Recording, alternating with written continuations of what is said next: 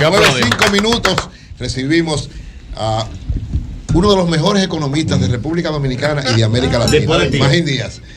Magín, ¿viste la presentación? Después de Raúl Claro que Félix. no fue absoluto, dijo el mejor. No, es que tener un poquito de no, es que Magín sabe, porque ya inclusive lo hablamos fuera del aire, que el mejor es Andy Daguá. No, ya Magín es mejor que el mejor es Raúl Félix. Magín es mejor que Andy. Raúl Félix. Andy no es el mejor. Raúl Félix. Ahora Andy es muy bueno. Yo no soy ni siquiera amigo de Andy. Andy es muy bueno. Nunca he saludado a Andy fuera de esta cabina. En mi vida, para que estemos claros. Ahora, Andy es muy bueno, para Jaime mí, es muy no bueno. es que es bueno o malo, es que Andy y la Fundación Economía y Desarrollo son los arquitectos del crecimiento económico. Por ese reto. La luz. ¿Y qué piensas de Magín Díaz? Buenísimo. Él es de ese equipo. Pues vamos a aprovechar. Oye, Magín estudia economía por Andy.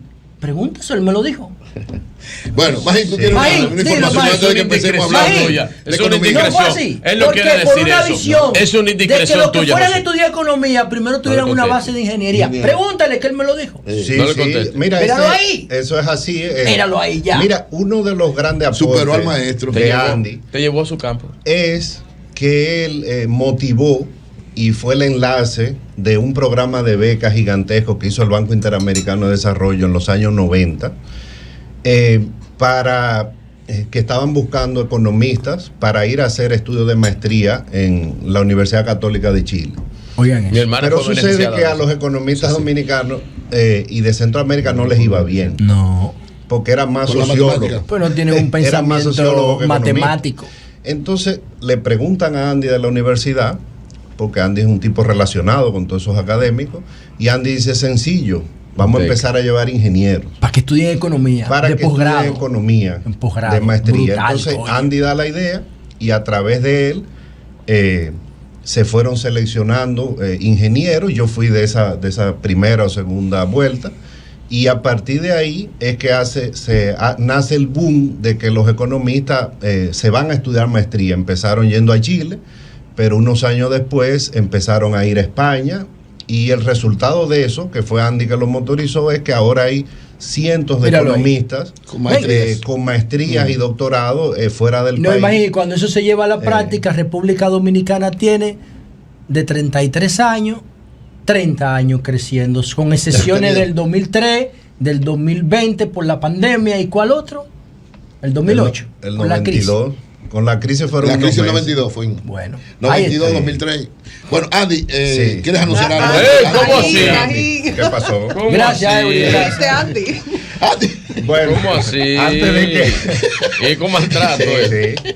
se me fue todo el merengue. No, pero Sí. eso es un gesto de humildad. Claro, es verdad. Claro, eso fue. No, porque estaba hablando de Andy. Claro.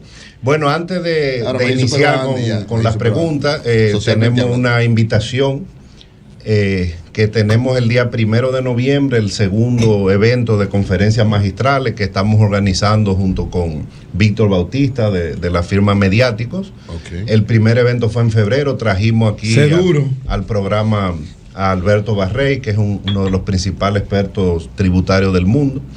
Y esta vez, el 1 de noviembre, en el Hotel Intercontinental a las 9 de la mañana, y es abierto al público hasta que se llene el cupo. Vamos a traer a Ricardo Penfold, que es uno de los mayores expertos de mercados financieros internacionales, que ha trabajado toda su vida en Nueva York, para que nos hable de los mercados financieros nacionalidad es él? luego de la pandemia. Venezolano. Trabajó más de 20 años en Goldman Sachs, en Banco Santander. Es uno de los principales expertos, no solo en mercados financieros, sino también en la economía dominicana. Entonces él va a hablar de qué ha pasado con los mercados, cuál es el futuro que él ve, qué está pasando con la deuda pública aquí y fuera del país. Y pueden chequear las redes sociales de Macroideas RD. Y ahí están los links y los teléfonos para registrarse, y está abierto hasta que llenemos el cupo. Perfecto. Magín, empecemos con esta situación mundial.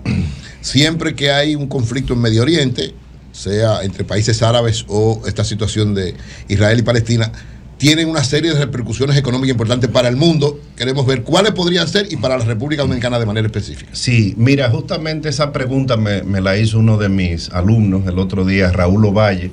¿Cómo se analizan estos eventos? Entonces yo le explicaba a él que hay efectos directos sobre nuestra economía y hay efectos indirectos. El efecto directo es primero, bueno, ¿cuál es el nivel de comercio que tenemos con Israel? Y cuando uno lo analiza, como yo le explicaba a él, es un comercio pequeño, o sea, no tiene impacto macroeconómico grande sobre el país, pero afecta a algunas industrias. Por ejemplo, de Israel el año pasado se importaron 25 millones de dólares.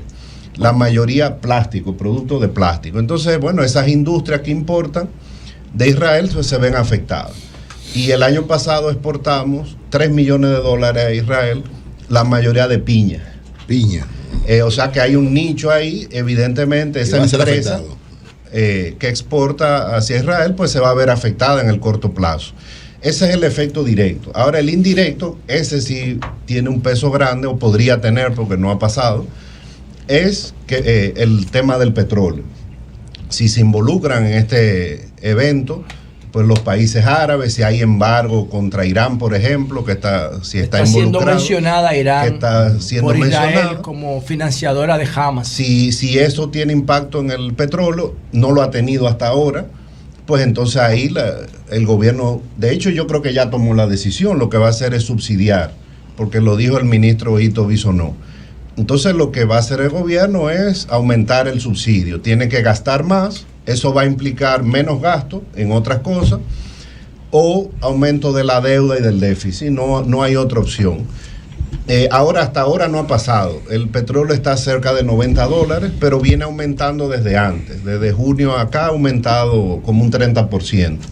Entonces ese es el gran efecto. Ahora, yo lo que creo es que el gobierno tiene que seguir siendo proactivo en comprar seguros de cobertura contra el petróleo, como lo hizo con el gas natural al principio el gobierno, porque somos muy vulnerables al impacto de los movimientos del petróleo. Entonces, una política proactiva de que la gente entienda que cada año hay que comprar seguros para los precios internacionales, algunas veces se va a usar, otras veces no. Eso es como un seguro de salud, que tú lo pagas, bueno, si no te enfermas, bueno, hiciste Perfecto. Un pago. Exacto. Entonces, ¿esta relación con Surinam podría ayudar? Bueno, producen petróleo. Surinam ahora es que descubrió, obviamente va a tener, igual que Guyana, unas tasas de crecimiento espectaculares, es digamos, para ellos un choque de riqueza impresionante. Entonces, Surinam es un país muy grande en territorio, pero con poca población. Yo creo que puede haber beneficios, pero no es que tienen petróleo ahora para traernos. Y obviamente ellos van a vender al precio mundial. O sea que si sube el precio, claramente nos vamos a afectar, y yo creo que la decisión del gobierno va a ser evitar el impacto en los consumidores, aumentando el gasto en subsidios de los combustibles. Magín, ¿cuál es tu lectura del presupuesto general del Estado que fue presentado y ya aprobado por el Congreso? ¿Ya lo aprobaron? ¿No lo aprobaron ya? Presentado. Está presentado. No, pero al final lo aprueba igualito. No, yo digo ustedes que lo presente el presidente. Claro, más cuando tú tienes un Congreso mayoritario. Claro, sí, no. Mira, las dos cámaras. No le hacen nada. Sí. La verdad que el presupuesto es un documento que debe tener 2.000 páginas, pero analizarlo es muy fácil desde el punto de vista macroeconómico. Bueno, ¿cuánto es el déficit? 230.000 millones de pesos. Vamos a redondear, ¿verdad? 20.000 millones de pesos mensuales. Eso es lo que está presentando el gobierno. Eso equivale a 3.1% del PIB. Ahora, es un déficit razonable, pero mientras haya déficit, la deuda va a subir. Correcto. Entonces, la deuda, el mismo gobierno en el documento dice, bueno, la deuda sí va a aumentar a 47% del PIB el año próximo. Ahora, ¿cómo se logra ese déficit? Bueno, bajando la inversión pública a 2% del PIB. Más. Correcto. Entonces, porque no hay forma, o sea, porque la inversión pública ha sido muy baja. En estos 3 años de gobierno ha sido prácticamente inexistente. El tema es que los recursos, los ingresos no dan. No dan. ¿Y los préstamos entonces que se han hecho? Los ingresos que tiene el gobierno no dan ni siquiera para cubrir el gasto corriente. ¿Y para qué los préstamos? Entonces, bueno, los préstamos porque tenemos déficit. Ahora, como el gobierno quiere presentar un déficit razonable, digamos 3%, 3,5% que va a ser este año. Quiere presentar. Está la aspiración. Pero Pedro, la aspiración. universal, Magín expresa claro ¿Cómo? Gracias. Que tú te expresas bastante claro y él está tergiversando todo lo que tú dices. No, Gracias. Pedro no está tergiversando explicando. Yo estoy preguntando. Claro. Vamos a ver. Exacto. Más gente explicando. Usando ¿Cuál es? sinónimos. Sí, claro. No. ¿Qué es lo que presenta el Peyorativo. gobierno? Sus gastos y sus ingresos. Ahora, ¿qué uno ve? Llamaron por ti. Por cuarto año consecutivo, todo lo que recauda el gobierno de ingresos tributarios y no tributarios no le da para cubrir el gasto corriente. Entonces, es un presupuesto con restricciones. ¿Cómo el gobierno puede presentar o lograr un déficit razonable de 3% del PIB? Bajando la inversión. Bajando la inversión, cogiendo préstamos. Entonces, bajando la inversión a 2% del PIB, se alcanza el déficit. Ahora, ya van 4 años de inversión baja. El gobierno que dice, no, espérate, yo quiero ser responsable. Yo pudiera ser irresponsable y aumentar más la deuda. Ahora, para nuestro país, y yo lo he dicho aquí mucho, un nivel de inversión pública de 2% del PIB no es sostenible. Entonces, que el país puede crecer, pero sin calidad de vida, porque hay infraestructura pública básica. Entonces, yo creo que el año que viene va a haber que sentarse a hablar. Para un país como este, ¿qué es lo que manda todos los estudios y todos los análisis? La inversión pública tiene que ser entre 4 y 5% del PIB. No es verdad que las PPP, la alianza público-privada, van a suplir la necesidad de infraestructura. Entonces, por eso es que tú tienes un país que le va bien, crece mucho, pero tú te metes en un tapón 2 horas, porque falta infraestructura. Ahora el gobierno, bueno, pues no tiene opción. Si quiere más inversión, o si hubiera querido el próximo año, tendría que aumentar mucho más la deuda. Licenciado Magín Díaz, ayer creo que nuestro compañero, el camarada Eury Cabral, quien también es economista, Y me falta el sector eléctrico. hablaba, No hable de eso, no. hablaba, No, de ese sector hablaba de tranquilo. la proyección que hace Bank of America, Bank of America. del crecimiento de la economía dominicana para este año 2023. Bank of America, de acuerdo a lo que decía Eury, 2%. la sitúa en un 2%. Me gustaría conocer su opinión con respecto a eso. Fue un análisis que hizo el banco, una evaluación, seguro tú la conoces, donde dice 2% y con temores de que pueda ser menos. Sí.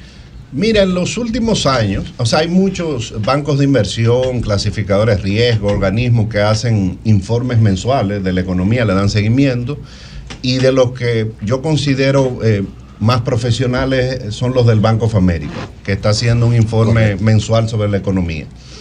Y ellos tratan de ser objetivos, pero no tienen su compromiso con sus clientes. Entonces ellos revisaron su proyección hace varios meses a 2%. Recuérdate que un gobierno, pues, aunque conozca bien la situación, tiene que vender optimismo. Entonces el gobierno espera 3%. Yo creo que 3% ya es inalcanzable este año. Claro. Tendría que crecer mucho el último trimestre. Entonces, ahora yo creo que una estimación razonable es Ya estamos en el último trimestre. por eso, entre 2 y 2,5 va a ser el crecimiento este año. Entonces me parece que la proyección del Banco of America es realista. Correcto. Jonathan. Sí, Magín, tú sabes que yo no apuesto a que se descalabre la economía. Nadie aquí, porque todos vivimos Pero aquí. hay que ser objetivo. Y todos resultamos afectados. Como el Banco of Aunque algunos America. políticos se beneficien. La No, población sufre mucho. esto no es cuestión de político. Y no me sé. La realidad.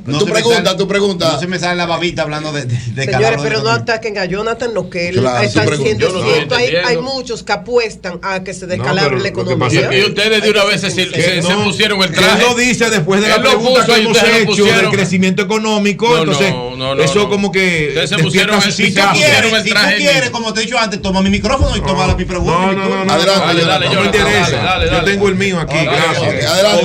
Úsalo bien. Yo siempre lo he usado, más de 20 años usándolo bien. Continúa sin Pues déjame censura. usarlo bien. Es que tú eres provocador. Más de 20 Dale, años. Jonathan. Pregunta sin provocar. Ok. Exacto. Ajá. Sí, Ponlo en dale. oración. Haz la pregunta sin censura. Esa es mi jefa. Sin censura y sin provocar. Sin Mi censura. orientadora. por Mi favor. orientadora. Dale. Tú vas en contra del statu quo. Ya. Como yo no Me apuesto importa. a promover el descalabro de la economía para sacar beneficios políticos, porque creo que la gente padece mucho, aunque algunos políticos se beneficien de eso, la pregunta que le tengo más bien es, ¿cuáles herramientas tiene la sociedad dominicana? Porque esta decisión ni siquiera sería solo del gobierno, del Estado. La sociedad dominicana para, en lo que queda de año y el año que viene, dinamizar más la economía y favorecer el crecimiento que tanto nos conviene. realmente la sociedad no tiene mucho que hacer, es el gobierno. Es tratar de hacer políticas públicas que motiven el crecimiento, que lo dinamicen. Pero hay un problema.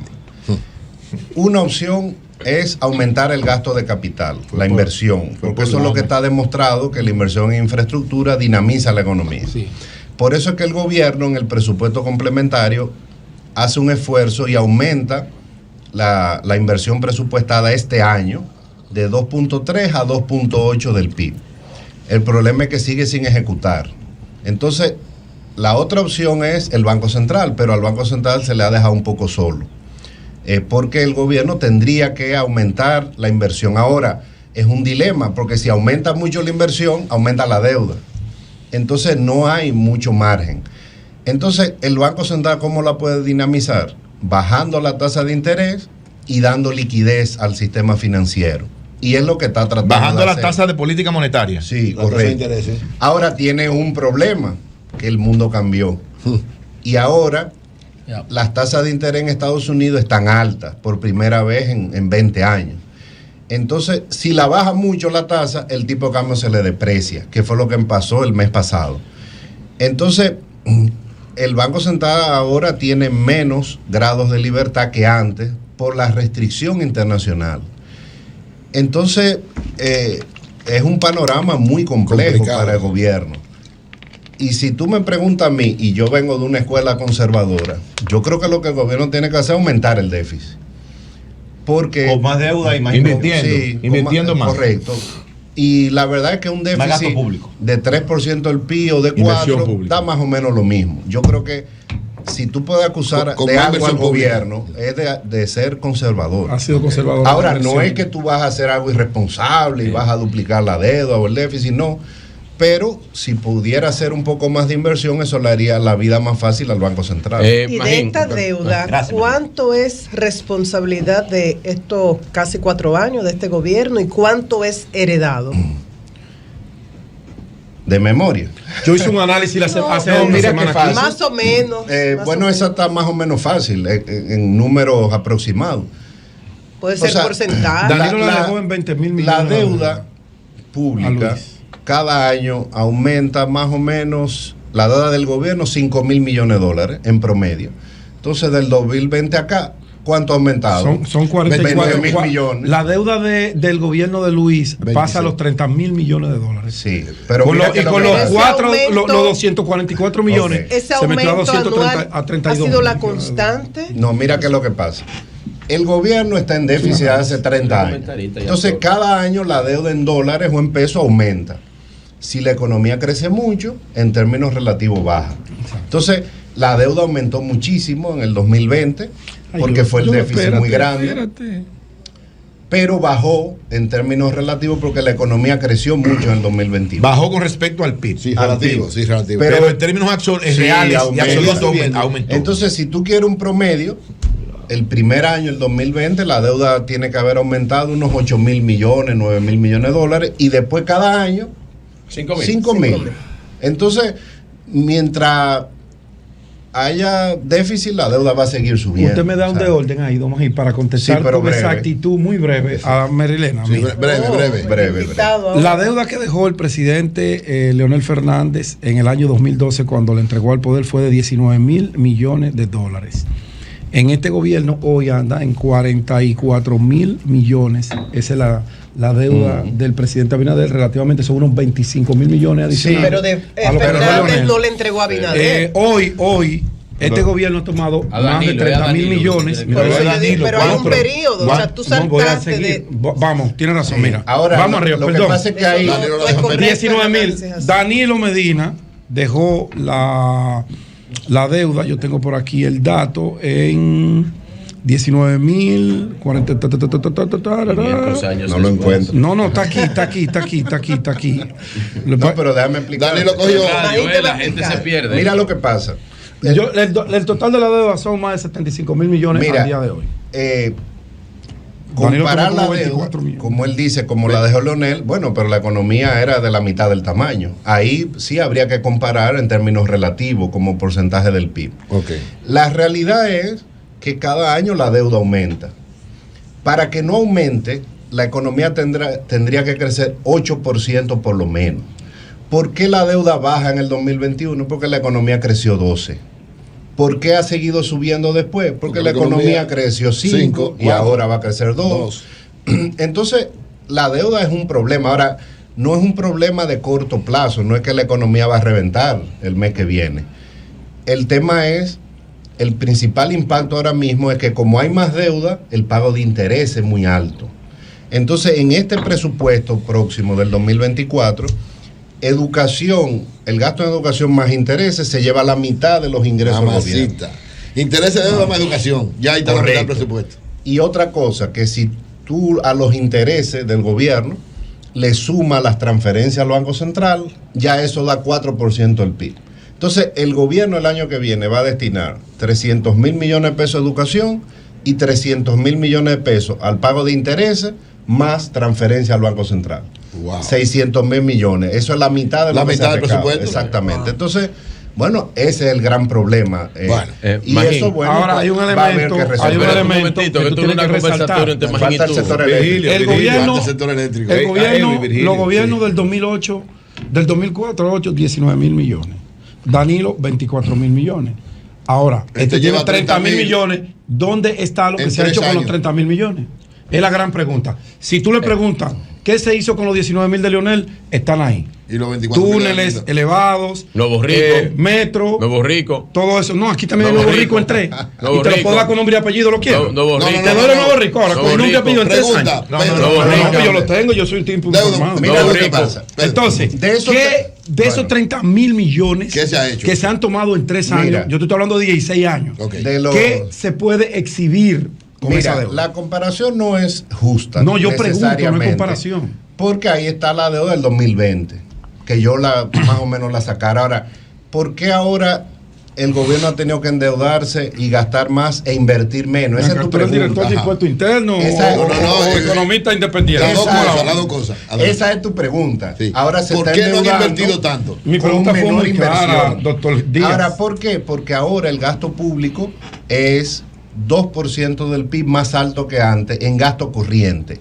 ¿Y qué es ese gasto corriente? Nómina. No, eso es todo lo administrativo. Eso es nómina. Sí, eso es gastos, sobre todo nada de inversión. Gastos operativos del gobierno, subsidios a los combustibles, subsidio a la electricidad. Claro. Entonces, ¿qué pasa? Después de la crisis del 2020, que se dieron muchos subsidios, nos hemos quedado con un nivel de subsidio más alto.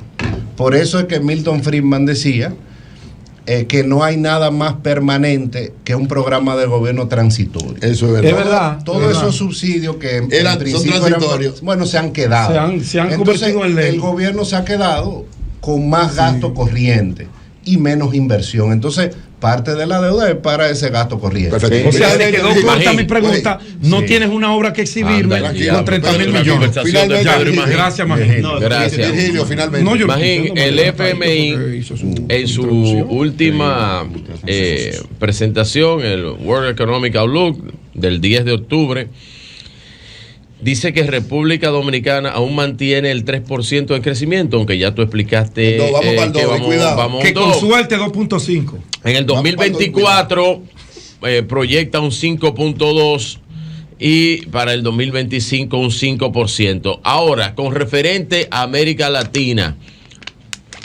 ¿cómo está República Dominicana en referente a América Latina en este año y el año que viene? Vamos a ver. En el puesto 11. Tengo los números.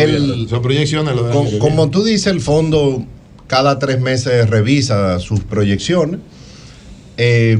Entonces, sigue pronosticando un crecimiento un poco mayor al que va a ser, yo creo, 3%. Y América Latina creo que está entre 2 y 2,5. Sí. Entonces, ¿cómo se compara? Bueno, dicen que América Latina y el Caribe un 2,3. Míralo ahí, que yo dije entre 2 y 2,5. Claro. Ahora, por ahí va República Dominicana también. Va a ser el primer año en mucho tiempo en que vamos a estar cerca del promedio. Porque siempre lo superamos y lo duplicamos. Generalmente lo duplicamos en los últimos 30 años. Bueno, pero ese es el resultado. Ahora, ¿qué está previendo el fondo? Que la economía va a volver a su tasa de tendencia, que es cercana al 5%. Pero yo creo que es optimista. Tal vez el año que viene, porque yo creo que el gobierno seguirá tomando medidas, por lo menos en los primeros meses estaremos cerca del 4%. Porque tanto el gobierno como el Banco Central algo van a hacer adicional a lo que ya están haciendo. Pero yo creo que es un contexto internacional muy complicado, con restricciones que antes no teníamos, como la tasa de interés alta fuera del país, que eso va a condicionar la tasa de interés aquí y la tasa de crecimiento y muchas variables. Entonces es un mundo complejo. Si mantenemos la estabilidad, crecemos 4%, con inflación de 4%, la verdad es que a nivel macroeconómico no es un mal resultado. Si la inversión sube, a pesar de que pueda aumentar el déficit, ¿eso podría mejorar la economía realmente? ¿La inversión pública, aumentar la inversión pública? Sí, yo creo que sí. Es difícil ponerle números. Ahora, el sector que más contribuyó al crecimiento económico en los 10 o 15 años previo al COVID fue el sector de construcción. Está en el piso. Es totalmente transversal a todo. Entonces, en el suelo. La construcción pública y la privada dinamizan el crecimiento. Y además yo creo que hay que aumentarla por un tema de calidad de vida. O sea, el país necesita infraestructura. Lo que a Balaguer le decían varilla y cemento. ¿Ustedes recuerdan? El varilla y cemento de Balaguer. Imagínate, no vamos a hablar Balaguer del tenía sector razón, eléctrico porque no queremos más noticias. La semana que viene. Porque si decimos el sector eléctrico vamos a salir todito corriendo. Gracias, Magín. Bendiciones, Dios te bendiga. Cambio y fuera.